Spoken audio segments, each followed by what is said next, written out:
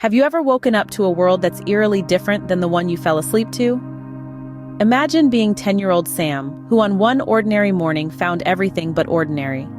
As the sun slowly climbed up the horizon, casting a warm golden hue on the world, Sam awoke to an unsettling scene. His family, once familiar and comforting, now seemed peculiar, almost robotic. His mom, a woman known for her morning grumpiness, was suddenly radiating an unusual cheerfulness.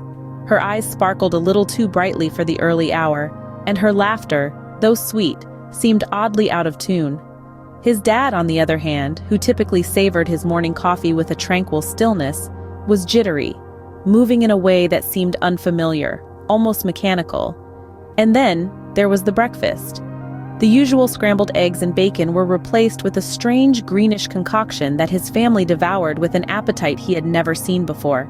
It was as if they had developed a new palate overnight, one that relished in the bizarre and unappetizing.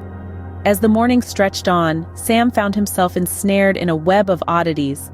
His once mundane world was morphing into a surreal landscape, and his family, the only constant in his life, were becoming strangers right before his eyes.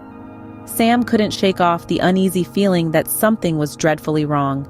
How well do you know the people you live with? Take Sam, for instance. He thought he knew his family like the back of his hand, until one day he didn't. His dad, a man who'd rather watch paint dry than pick up a trowel, was now spending hours in the garden. He was planting, pruning, and even talking to the flowers as though they were his long-lost friends. It was a sight as baffling as it was bewildering.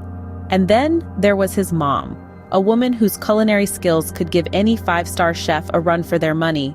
She was now struggling to even boil water without setting off the smoke alarm. Her once delectable dishes were now replaced by unpalatable slop. It was as if she'd forgotten all her recipes overnight. But the strangest transformation of all was his sister's. A girl who'd rather spend her time buried in books than break a sweat was now dribbling and shooting hoops like a professional basketball player. The same girl who used to trip over her own feet was now exhibiting agility and precision that would make any athlete green with envy. Sam watched as his family, the people he thought he knew better than anyone else in the world, morphed into these unfamiliar versions of themselves. It wasn't just their newfound hobbies that were odd. There was a strange, almost alien-like glow in their eyes. Their laughter sounded hollow, their smiles seemed forced, and their once warm hugs now felt as cold as ice. They were the same people, yet not quite. Each day they strayed further from who they used to be, and Sam felt like he was living with strangers. The people he loved were there, but they weren't. It was like watching a horror movie, but the horror was his reality. Sam felt a chill run down his spine as he watched his family turn into strangers. What if the people you love are not who they seem to be? That was the question that gnawed at the edges of young Sam's mind as he grappled with the disturbing changes he'd been noticing in his family.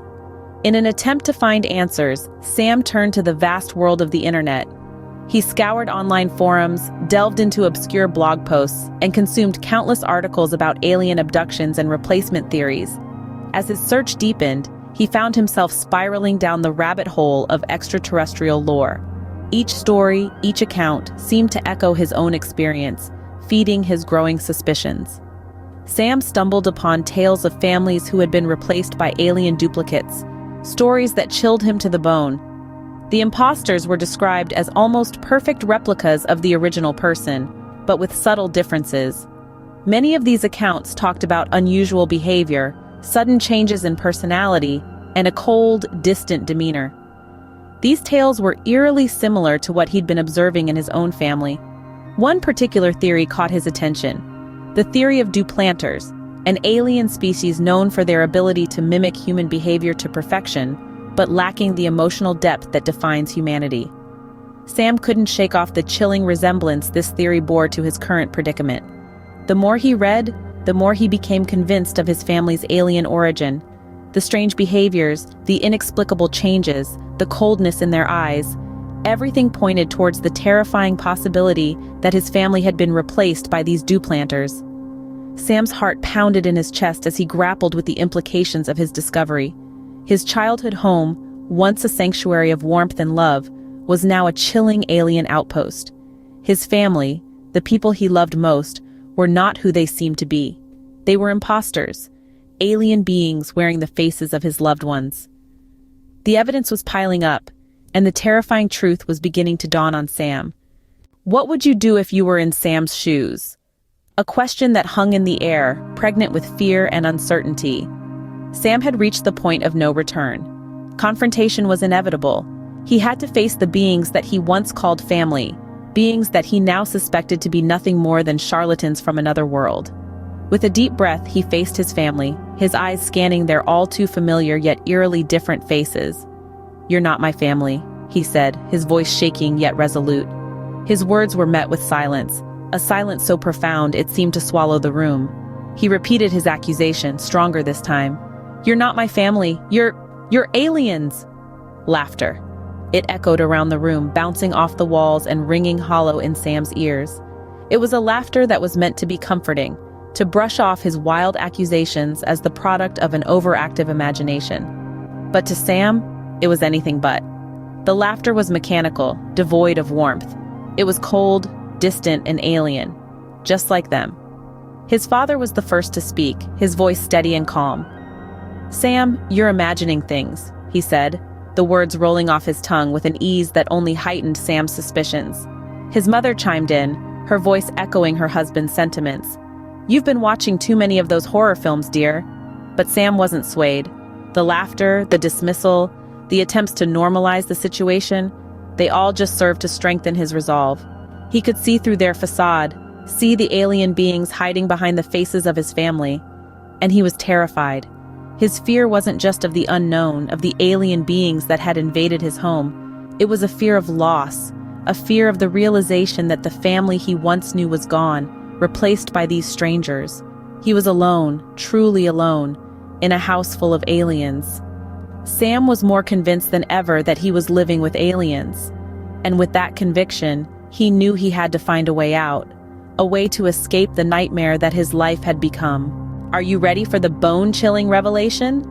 Our young hero, Sam, stumbles upon a secret room hidden in the shadows of the basement. The room is filled with bizarre contraptions unlike anything he's ever seen before. There, in the midst of this surreal setting, is a pulsating, glowing orb that seems to be the heart of this alien lair. It's a spectacle that would leave anyone speechless, and yet it's the undeniable proof that Sam has been searching for. Suddenly, the silence is shattered as his parents descend into the basement. Their expressions are not of surprise but of resignation, as if they've been expecting this moment. They stand before Sam, their forms mirroring the humans they've replaced, their eyes reflecting a truth far more strange and terrifying. "Sam," they begin, their voices as calm as the eye of a storm, "we need to tell you something." The words hang in the air, heavy with the weight of the impending truth. "We are not who you think we are. We are not, in fact, your parents." The world seems to stand still as Sam takes in their confession. The people he's known as his mother and father, the ones who've raised him and loved him, were not his family after all. They were aliens, beings from a world far beyond his comprehension. His mind reels, struggling to accept the reality unfolding before him. He looks at the faces of these aliens, faces that have been a constant in his life, faces that he has trusted and loved. Now, they are the faces of strangers, of beings that have replaced his real family. But amidst the shock and the fear, there's a sense of resolve in Sam. He's faced the unthinkable and he's still standing. He's living in a world where his family has been replaced by aliens, but he's not backing down. He's ready to confront this new reality and fight for his place in the world. Sam was face to face with the horrifying truth. He was living with aliens. What would you do if you were Sam? Imagine finding out your family has been replaced by aliens. They assure Sam they mean no harm, that their intentions were purely academic. They wanted to understand humans better. They pledged to bring back his family soon, but can Sam trust them? His mind is a whirlwind of fear and uncertainty. As Sam grapples with this terrifying reality, one question lingers. Will he ever see his real family again? Y'all, we're wrapping up here, but don't you go anywhere just yet. Show some love, hit that like button. Fancy more content like this? Go on, subscribe and let that bell icon ring so you won't miss a beat. Thanks for tuning in, and remember, sharing is caring. Until next time, stay tuned.